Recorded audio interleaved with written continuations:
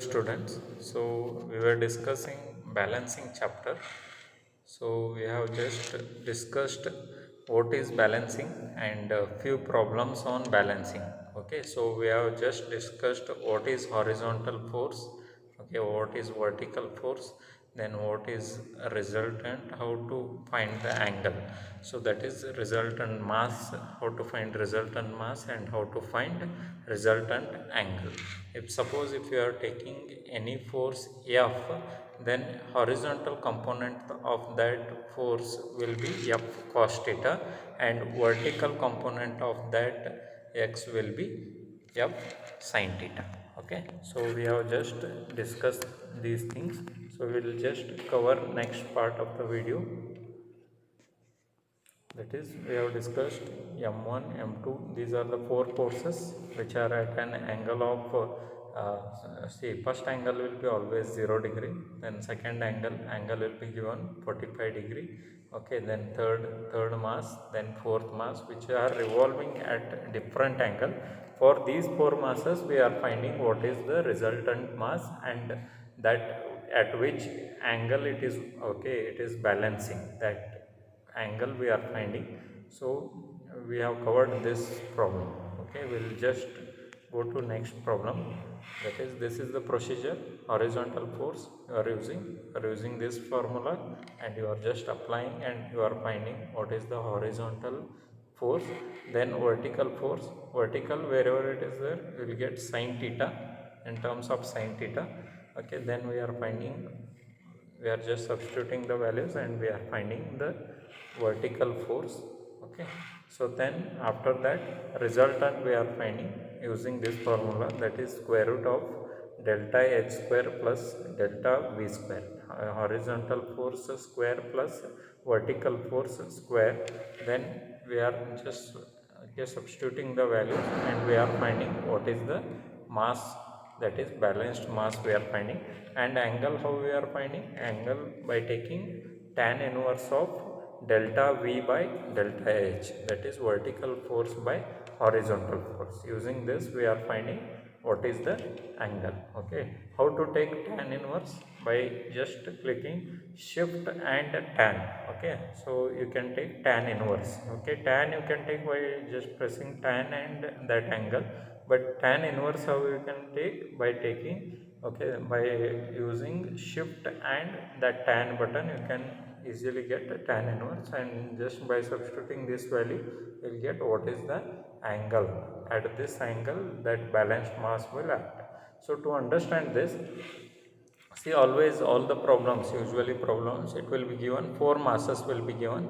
This will be m1. Okay, so then one more angle will be given. Okay, that is m2.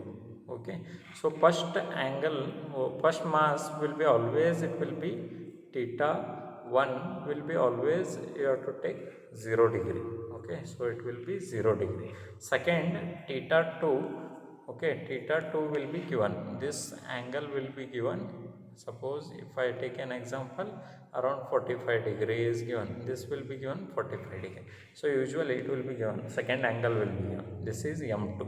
Okay, then third angle will be given, this will be m3, and third angle will be given, always it will be given from m1. From m1 it will be measured. Then last mass m4, if you are taking this as a m4, okay, theta will be given from this mass. From here it will be given, always all the angles are given from mass 1. So theta 1 will be always 0 degree, always you have to take, consider it as 0 degree. Theta 2, see, this will be your theta 2, it is given how much? 45 degree. Theta 3 is this angle, this will be theta, okay, 3, and last angle this will be theta 4. So these things will be given. So mass, all the masses m1, m2, m3 and m4 will be given. Then theta angle will be given, theta 1, theta 2, theta 3 and theta 4 will be given. After that radiuses will be given, what is the radii of rotation of this mass, radii of rotation of this mass, then radii of rotation of this mass, and radii of rotation of this mass will be given. Now what you have to find is, you have to find which mass will balance all these four masses. All these four masses are revolving. For these four masses, what will be the balanced mass you have to find? Balanced mass you have to find, and at what angle it is there, theta you have to find. You have to find mass and theta. Okay, this is the usual procedure. Okay, to solve this whatever we are solving, so my advice is to just sit with a notebook and a calculator, so that whatever procedure we are following, just follow that procedure and just go on solving, then it becomes very easy. So we'll just take one problem now. Next, now it is given there are four masses m1, m2, m3 and m4, which are at 100 Newton, 150, 120 and 130 Newton. So I have taken this is m1, okay, m2 is 150, m3 is 120, m4 is 130. Okay, so these are given. It may be given in kg or Newton. So now in this problem it is given in Newton, so we have taken these in Newton. Now next, corresponding radius are given. Radius r1, okay, r2, r3 and r4 are given. So we have taken r1, r2, r3 and r4. Okay, now radius are given r1 and r2. After this, okay, this step, what you have to do is, you have to multiply these two, 100 into 0.225. So what you will get? You will get m1 into r1, that is 22.5 you will get. Next, m2 into r2 you will get 150 into 0.175 will get 26.25. Then 120 into 0.25 will get 30 Newton. So then 130 into 0.3 will get 39 Newton meter. Why Newton meter? See, this is in mass is in Newton, radius is in meter, so it will be Newton meter. Now next, angles are given. See, angle measured from mass 1 are, see, mass 1 is always 0 degree, this will be always 0 degree. So next, theta 2 will be 45 degree, then theta 3 is 120 degree, theta 4 is 255 degree. Now what we have to find is, we have to find what is the balanced mass, m we have to find. Okay, r is given here, r is given here.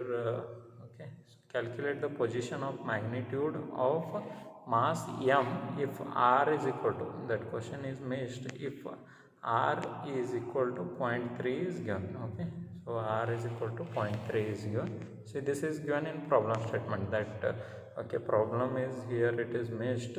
Okay, so for radius 0.3, what is the mass and what is the angle you have to find. Now what will be m into r? M is not given, so you take m as it is. So r is how much? 0.3, so you will get 0.3. Okay, 0.3 m. Okay, 0.3 m you will get. Okay, so next we will just proceed with the next part.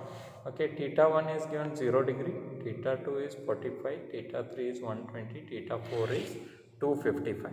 Okay, now you go on finding the values. Sin theta, sin of 0 is how much? 0. Okay, sin of theta 2, that is sin of 45 is 0.707, sin of 120.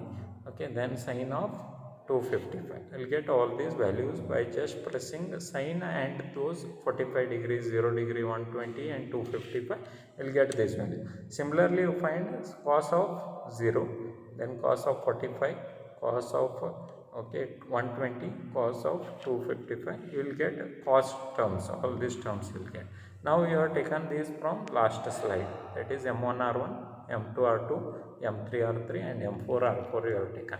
Now what you have to do is, you have to just substitute these values in this equation. Horizontal force is given by m1 r1 cos theta 1, m2 r2 cos theta 2. In this term you have to substitute. So m1 r1 is how much?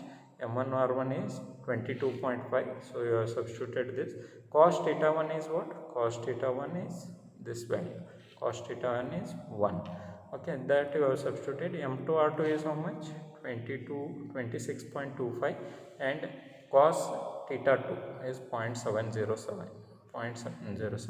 Okay, and then 30 is there, so you have substituted 30 m3 r3 into minus is there, so you have to take minus also, minus 0.5.